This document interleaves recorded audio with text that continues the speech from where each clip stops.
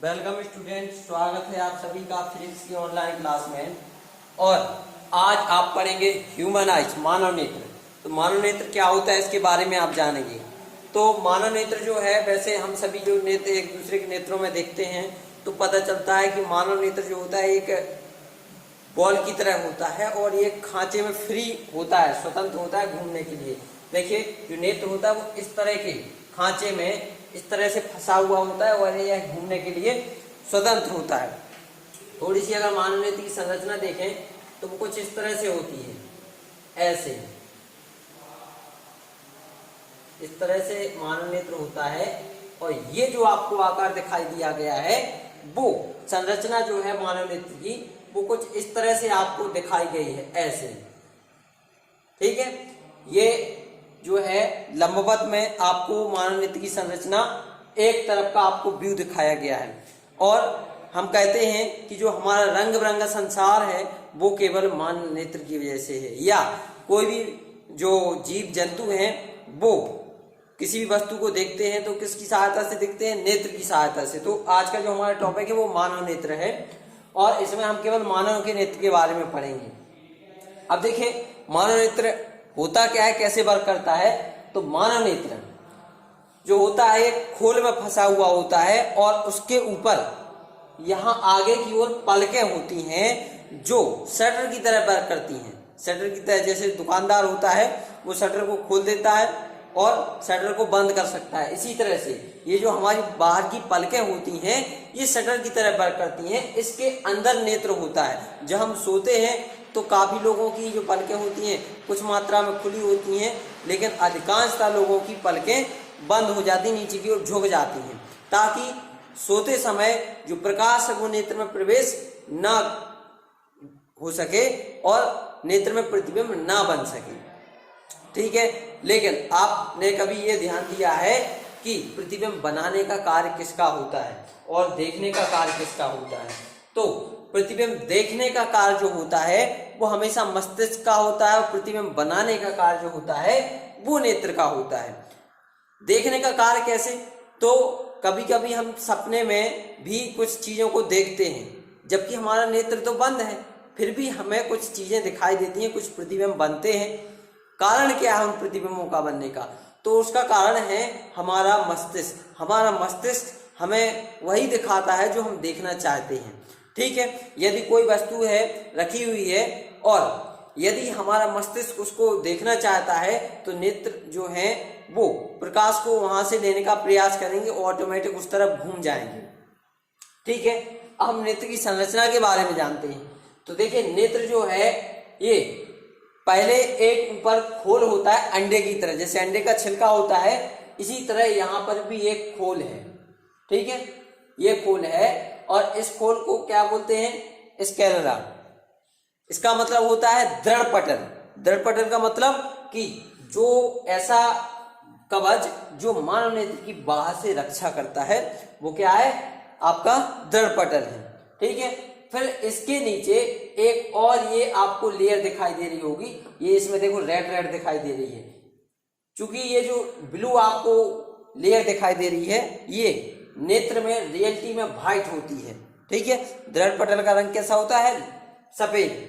फिर ये जो आपको लाल दिखाई, चूंकि ये डायग्राम है रंग बिरंगा हमने बनाया है, लेकिन आपको ध्यान रखना है इसमें जो ये लाल रंग की लेयर है ये कोराइड, या इसको हम रक्तक पटल भी कहते हैं। देखिए इंग्लिश में लिखा है कोराइड। ठीक है, इसका काम होता है कि मानव नेत्र में यदि अधिक मात्रा में प्रकाश आता है तो इसको ये अवशोषित कर लेती है। क्यों? क्योंकि काला रंग जो होता है वो ऊर्जा का अवशोषक होता है। ऊर्जा हो, ऊष्मा हो, कुछ भी हो तो उसका अवशोषक होता है, तो इसीलिए इसका रंग काला होता है। यदि इसका रंग सफेद होता तो फिर यहाँ से प्रकाश का परावर्तन होता, रिफ्लेक्ट होता, और कहीं ना कहीं यदि प्रकाश केंद्रित होता तो वहां पर नेत्र को क्षति पहुंचती। इसीलिए ये जो होता है प्रकाश का अवशोषी होता है। फिर इसके ठीक नीचे एक और परत पाई जाती है, ये आपको पीले रंग की परत दिखाई दे रही है। ये परत, इस परत को हम रेटिना कहते हैं। ठीक है, और प्रतिबिंब जो होता है वो इसी रेटिना पर बनता है। अब आगे की ओर देखिए संरचना में, तो तो आगे की ओर इसमें ये उभरा हुआ भाग, जो मानव नेत्र में ये आगे वाला जो हिस्सा है, ये उभरा हुआ भाग जो है इसको हम कॉर्निया कहते हैं। ठीक है, जो आपको देखिए नेत्र में ब्लैक ब्लैक सा दिखाई देता है, ये वाला हिस्सा जो है वो कॉर्निया। बाकी का जो आपको व्हाइट व्हाइट दिखाई दे रहा है वो क्या है, वो क्या है, तो वो है दृढ़ पटल। और उसके बीच में आपको देखिए गोल गोल संरचना दिखाई दे रही है काले रंग की, वो है कॉर्निया। और इसी भाग से होकर के प्रकाश जो है वो अंदर जाता है। इसके ठीक पीछे कुछ अंगुली नुमा संरचना होती है। देखिए ये आपको ऊपर और नीचे अंगुला आकार की ऐसी संरचना दिखाई दे रही है। ठीक है, ये संरचना जो है इसको हम कहते हैं आइरिस। क्या कहते हैं, आइरिस। आइरिस क्या होते हैं कि यहाँ आइरिस के बीच में गैप होता है, आइरिस आगे पीछे हो सकता है। ठीक है, और ये जो बीच में जो गैप है, इस गैप को हम बोलते हैं क्या, नेत्र तारा। क्या बोलते हैं, नेत्र तारा। मतलब कि वह छोटा सा स्थान जहां से होकर के प्रकाश को प्रवेश करना है, तो यहां से होकर के अंदर प्रवेश करता है। अब ये जो यहाँ पर छिद्र है, नेत्र तारा है, ये अपने आकार को छोटा या बड़ा कर सकता है। ठीक है, ये प्रकाश की मात्रा के ऊपर डिपेंड करता है। यदि प्रकाश की मात्रा अधिक है तो जो नेत्र तारा है ये छोटा हो जाएगा और प्रकाश की मात्रा मीडियम जाएगी। यदि प्रकाश कम आ रहा है तो ये फैल जाता है, नेत्र तारा बड़ा हो जाता है और प्रकाश की अधिक मात्रा जाने लगती है। और नेत्र क्या चाहता है कि प्रकाश हो या अंधेरा हो। ठीक है, मतलब प्रकाश की मात्रा कम हो या प्रकाश की मात्रा अधिक हो, कोई भी वस्तु है वो स्पष्ट दिखाई दे, नेत्र हमेशा ये चाहता है। ठीक है, अभी देखिए इन अंगुली आकार की संरचनाओं के ठीक पीछे यहाँ पर आपको कुछ और संरचनाएं दिखाई दे रही होंगी। ये मांसपेशियां हैं और इनको हम सिलियरी पेशियां भी कहते हैं या पक्षमावी पेशियां कहते हैं। इन्हीं मांसपेशियों पर जाकर के हमारा जो नेत्र का लेंस होता है, जिसकी सहायता से प्रतिबिंब बनता है, वो नेत्र लेंस इन्हीं मांसपेशियों पर सदा होता है। ठीक है, इन मांसपेशियों को हम पक्षमावी पेशियां कहते हैं। अब देखिए ये जो नेत्र लेंस है ये पारदर्शी ऊतकों का बना हुआ लेंस होता है। कैसा बना होता है, पारदर्शी ऊतकों का।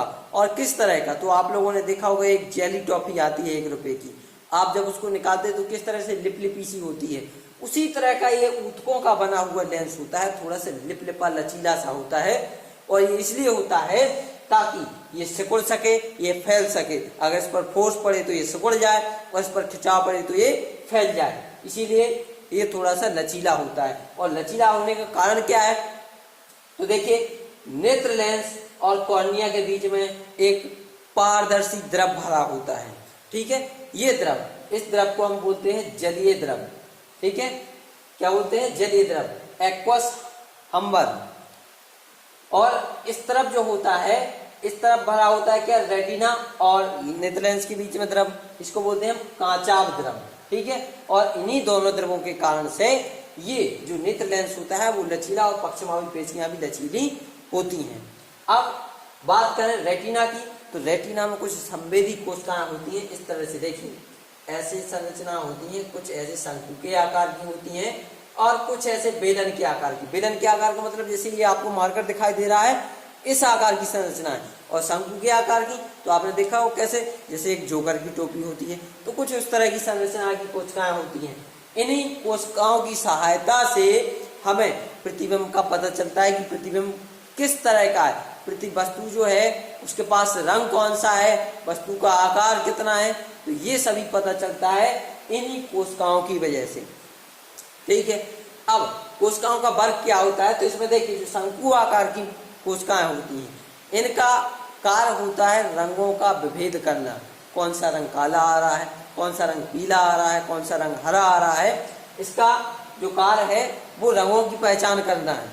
और यदि किसी व्यक्ति में ये कोशिकाएं कम हैं तो वह रंगों की पहचान स्पष्ट नहीं कर पाएगा। क्यों, क्योंकि यदि इनमें से मान लीजिए कि हरे रंग की कोशिकाएं कम हैं तो वह जब पेड़ को देखेगा तो पेड़ को देखने पर उसको ये पता नहीं रहेगा कि ये पेड़ जो है वो हरे रंग का है या नहीं है। ठीक है, कोई भी व्यक्ति के पास लाल रंग की कोशिकाएं कम है तो वह लाल रंग की वस्तु को नहीं समझ सकता कि ये रंग लाल है या पीला है। ठीक है, और इसमें जो दंडाकार सेलें होती हैं, जो इस प्रकार की डंडे नुमा संरचना वाली सेलें होती हैं, इनका कार्य होता है प्रकाश की तीव्रता को मापना, ठीक है, मतलब कि कितना तीव्र प्रकाश आ रहा या कितना कम आ रहा है, और इन संदेशों को मस्तिष्क तक पहुंचाना। मुर्गे की आंख में ये जो दंडाकार सेलें होती हैं ये कम होती हैं। इसकी वजह से मुर्गे को क्या होता है, सुबह जब थोड़ा सा प्रकाश होता है तो मुर्गे को लगता है कि अरे सुबह हो गया, और वह जल्दी से जाग जाता है और कुकड़ू कुकड़ू बोलने लगता है। और शाम को क्या होता है, थोड़ा सा प्रकाश कम होता है तो उसको लगता है अरे अंधेरा हो गया। क्यों? क्योंकि इसमें जो सेलें हैं, दंडाकार सेलें, वो कम है, ठीक है। इसके कारण से शाम को लगता है कि अंधेरा हो गया और वह जल्दी सो जाता है।